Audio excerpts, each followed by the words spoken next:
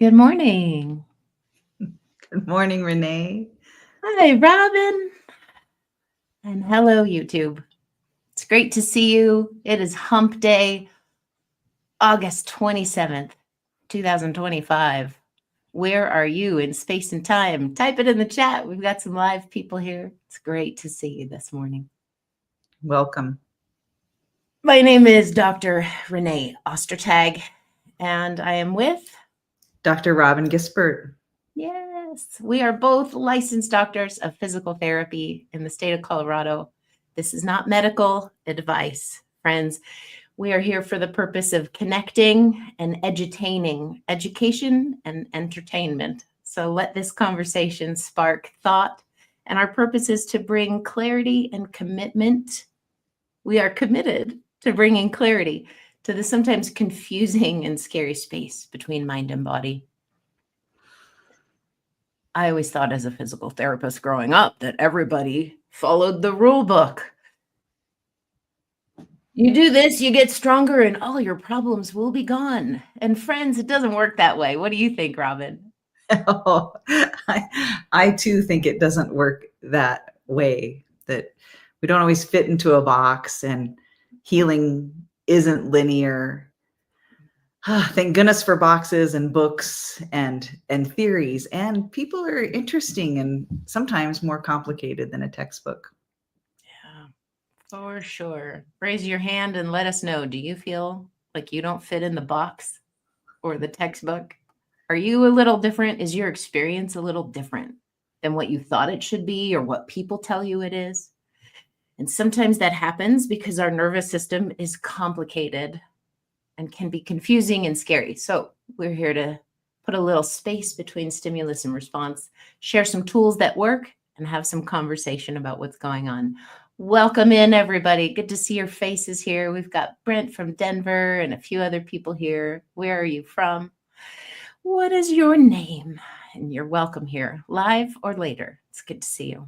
So we like to start with something called a 3-word check-in. It's a way to regulate your nervous system where you bring your attention and awareness to your own skin encased body. So join me now to bring your curiosity and your attention and your awareness to your skin, to your seat, to your feet.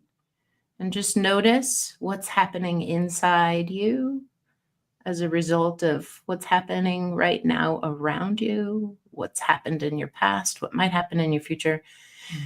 And see if you can find 3 words to describe your present moment experience. Oh, we've got a few other people coming in from Castle Pines and Sacramento. It's great to see you this morning. What's your 3-word check-in? Sometimes I like to close my eyes so I can get a little more connected to myself. And I would say my 3 words in this moment are wondering, present, and engaged.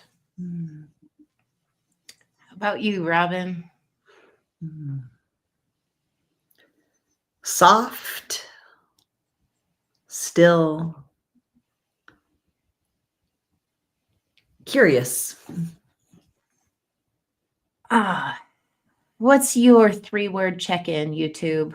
When you say it out loud, when you type it, when you become aware of it, you are embodying agency, this sense of control, which is the opposite of learned helplessness. And when you regulate through naming your experience, you bring your system into greater regulation. So thank you. We've got some people here, calm, curious, and pleased. Now, I find that this conversation that entails the unknown can sometimes be a little stressful. Thanks, Michelle. Love these words coming in. What are your 3 words? So that's one way to regulate your nervous system. And another way is an exercise that I made up.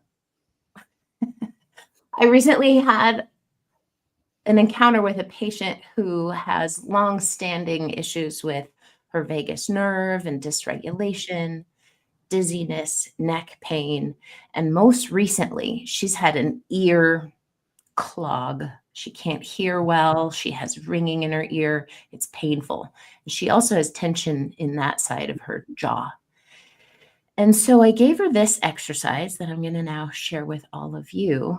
And I like to sometimes do it on the fly. Like I've already been doing a little bit of it, and you might not even notice.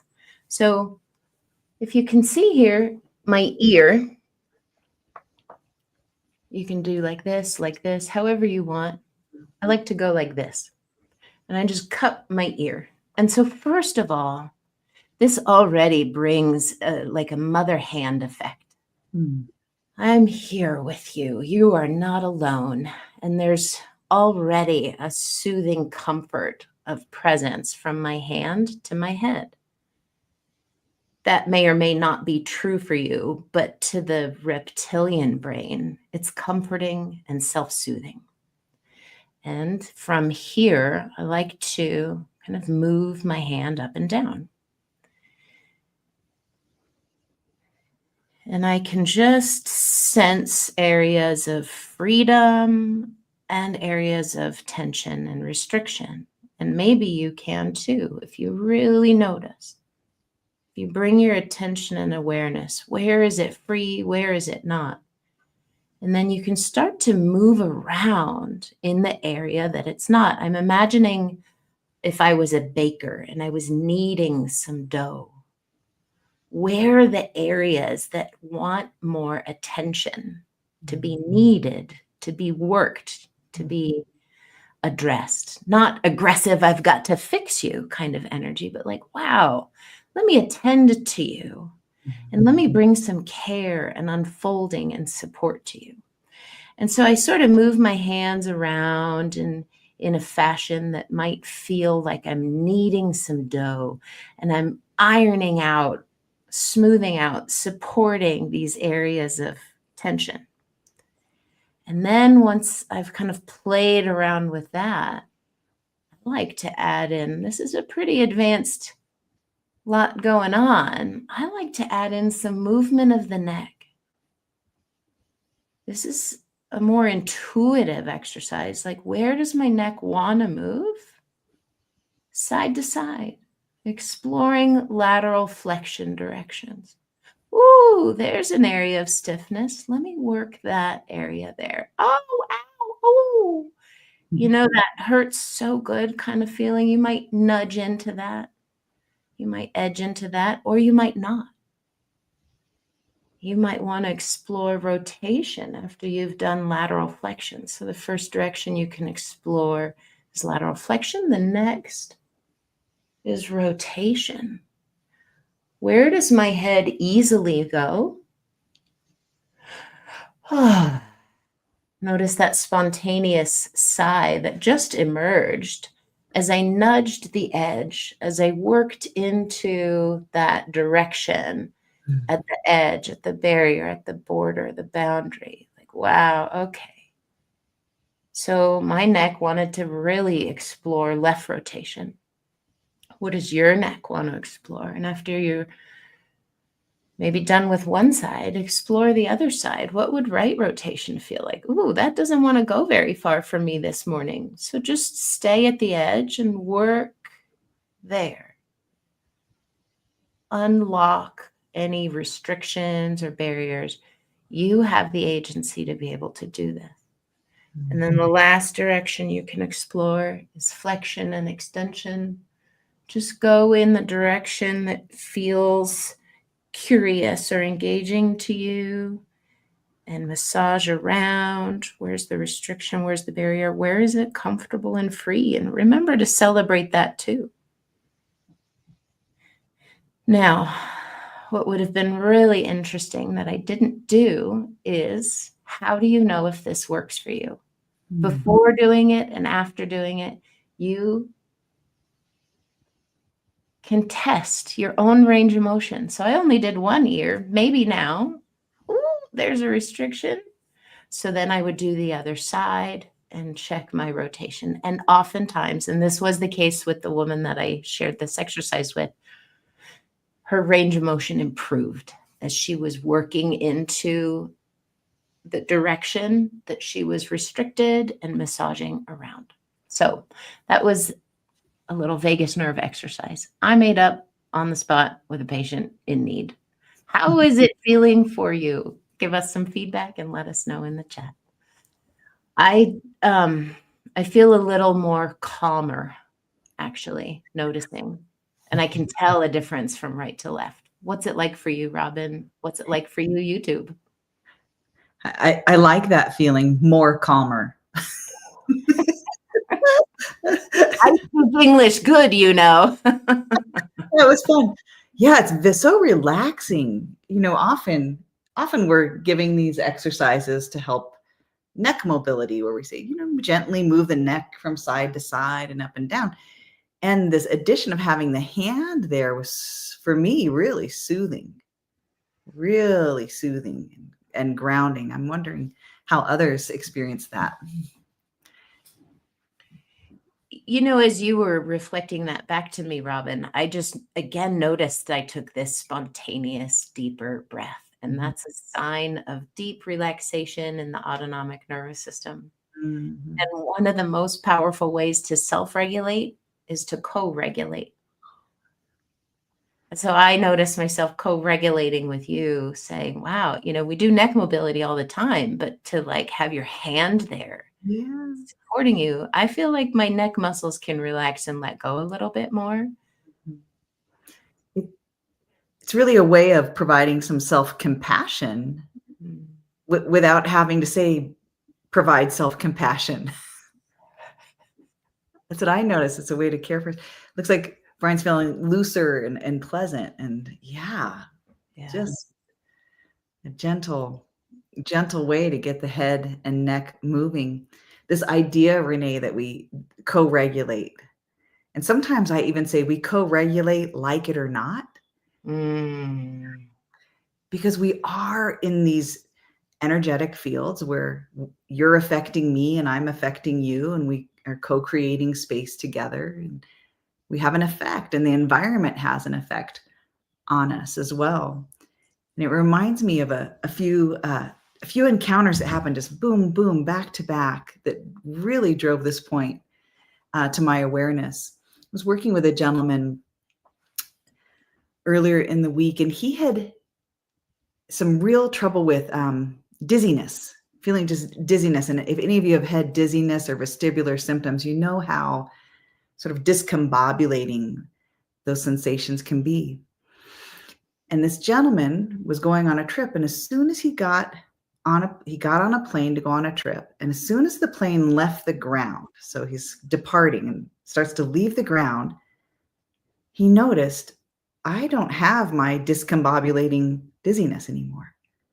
And he went on a trip, and the symptoms were gone, and he got back on the plane, and he landed back in his hometown in Denver.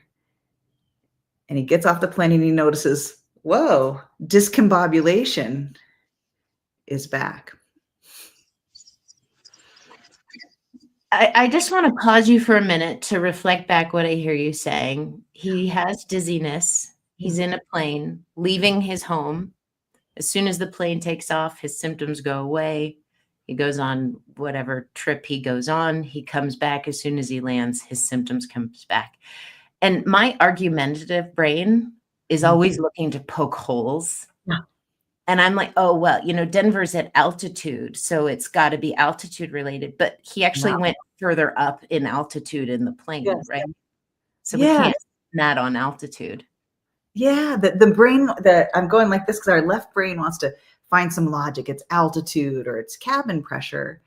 But in this conversation, we realize together, oh, I realize when I'm here working, I'm worried about money, I'm worried about business, I'm worried about the daily tasks. We have so many things on our mind. And there was something about as soon as wheels are up, he said, well, there's nothing I can do about those things right now. There was a letting go and a realization I can't control and affect these things. So there was some freedom from worry.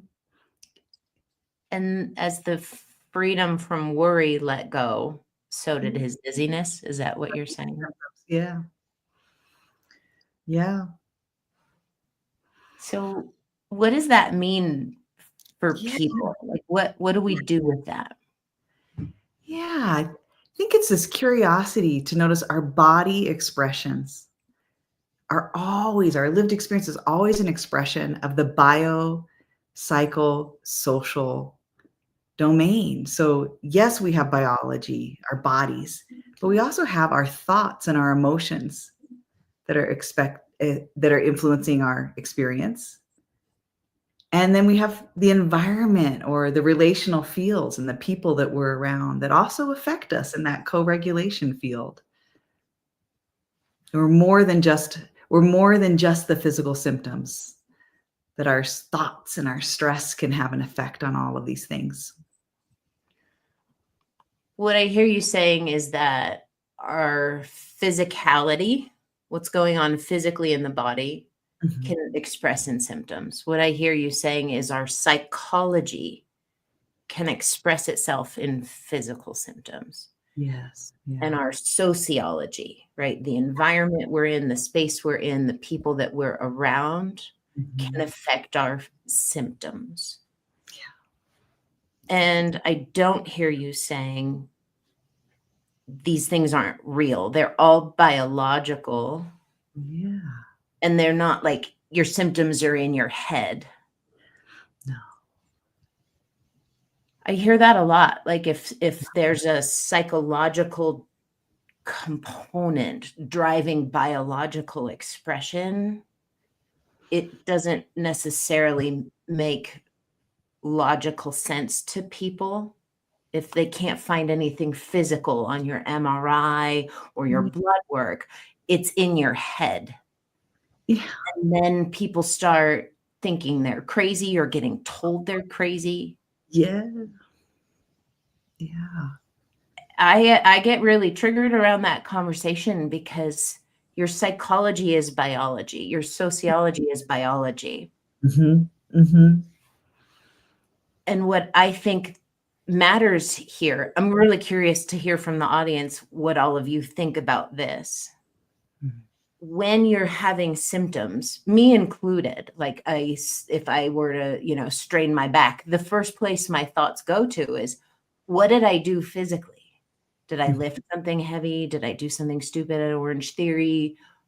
And I'm not necessarily always going to think what's going on in my psychology is that expressing or contributing to my physical experience, or what's happening around me is that related to my physiology. It's not a natural way for many of us to think. Yeah. Pabrita, hello. So placebo effect. Robin, what do you think? Yeah, I love this concept of the placebo effect.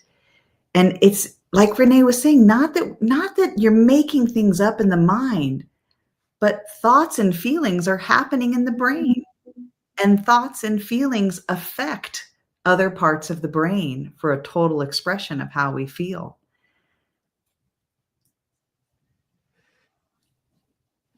From what I understand, placebo effect is a belief about whether or not something's going to work for me or not. Mhm. And so I think, Pabrita, to speak to your question about placebo, my thoughts are pain, at least from a physical standpoint, but social pain, emotional pain, physical pain, they look pretty identical in the brain. If the brain is coming to the conclusion that something about this isn't safe, there's a belief that I'm not okay, I'm in some sort of threat or danger, real or perceived, present day or past. If the brain is concerned that I'm not okay, it's going to send alarm bells in some way that's going to get my attention, like back pain or dizziness. So I think it is placebo effect, but it's still like real, it's biological. Yeah. Yeah, the network of neurons or the connections in the brain are really firing. And Renée, I love this, the idea, if the belief is I'm not okay, that has a neurologic expression in the brain and body.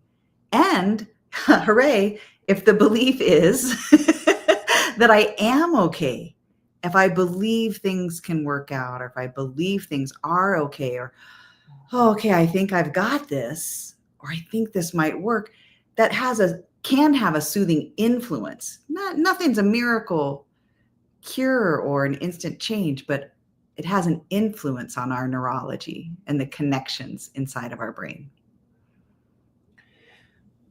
So the takeaway for everybody, patients, people, me, you, my takeaway from this conversation is don't come to any final conclusions based on one data point in time. I've seen this a lot in people, myself included, like, oh God, there's a spike in symptoms of some kind. That must mean I need to get surgery. I need to get an injection. I got to go on medications. Maybe, but maybe, and this is really hard to do. What if I pause, take a step back, get curious? What's going on in my psychology, in my sociology, in my physicality? And see if I can notice some patterns over time. Maybe give it 2 or 3 days, 2 or 3 weeks, and just see if there's a pattern. Because if you make a decision based on one data point, you might make a decision to get a surgery that won't actually solve for the problem that you're worried about work. Surgery can't fix that. So that's my takeaway. Yeah, I love that. Be your own scientist and collect data and get curious. Oh, Pabrita, thanks. I'm hearing some agreement and understanding. And Michelle, trust your feelings. Oh my gosh, yes. And notice this curiosity that Renee's talking about. To really notice. Oh, Pabrita, thanks for the great question. Highly agree with Dr. Robin. Really grateful for this time and space together. What questions does this bring up for you? What thoughts? What meaning do you make of this conversation? Put it in the chat. Let us know. Give us ideas so that we can keep having this conversation with you being a part of it. We're grateful that you're here today, live, and we're grateful for you watching later. Any final thoughts, Robin? Any takeaways, reflections from you? No, thanks for this new, sweet, gentle exercise. That's going in my toolbox for certain. We love to hear from you all. Thanks for your comments here. And if you comment below, we'll get back to you. Sounds good. Have a good day, everybody. Tell a friend to tell 2 friends, and we'll be back next week.